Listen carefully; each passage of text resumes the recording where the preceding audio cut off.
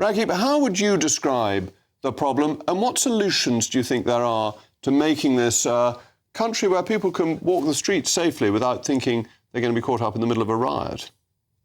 Well, we face some very serious challenges, Sir Jacob, when it comes to law and order. I think one of the big problems we have is that there's been the disintegration of neighbourhood policing. You've talked a great deal there about the police being seen as part of the local community. At the moment, in many communities, the dynamic is one of confrontation and adversity, and that needs to be reversed. And that's not going to be easy at all. There needs to be a restoration of neighbourhood policing, where you have effective local neighbourhood policing teams.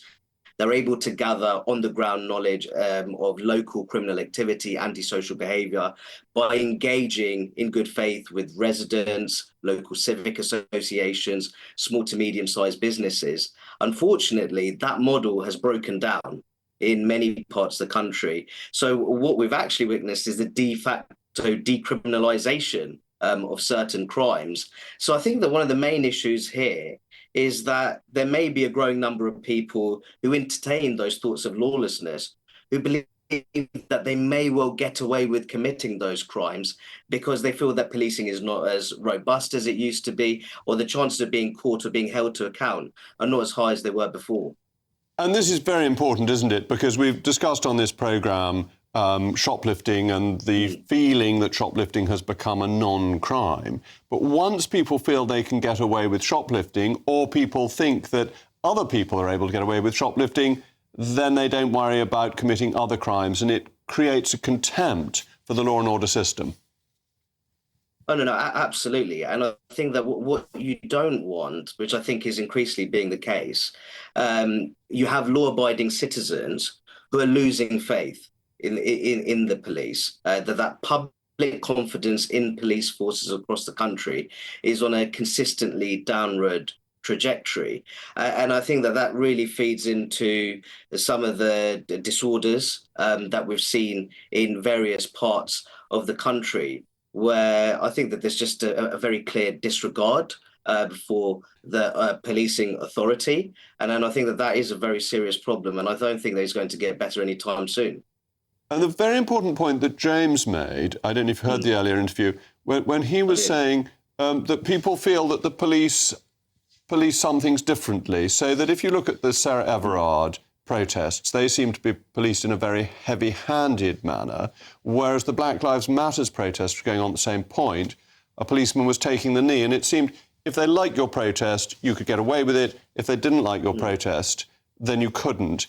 And that's very bad for policing because of the way it undermines confidence. Oh, no, absolutely. It undermines that principle of neutrality, which should be at the heart of policing in the UK. And I think that what that demonstrates is that there's a degree of ideological selectivity in terms of how police forces manage and approach particular protests. And I think that since we're talking about recent public disorders, I think even the language and the tone which is struck by members of the government, including the Home Secretary, when it comes to, for example, the recent riots in Southport, you can see that Yvette Cooper's language was very strong. She was very robust in terms of labeling those involved as thugs, and rightly so. But then if you saw her language in terms of the Hare Hills riots in Leeds, it was more of a conciliatory tone. It certainly was less assertive in nature, even though we had police officers attacked, police cars were flipped, and I think a double-decker bus was set ablaze. These are also forms of thuggery. So I think that members of government, they should try to be as consistent as possible when it comes to condemning various kinds of public disorder. And there's a need for the police to understand what they're doing. I started with this extraordinary advert that's appeared on the Tube about a police officer who finds somebody with drugs, and seeing how they can understand the problem.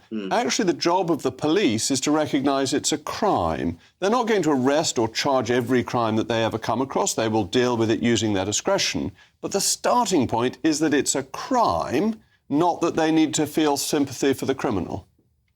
No, that's absolutely right. Their job at the end of the day is to combat criminal activity.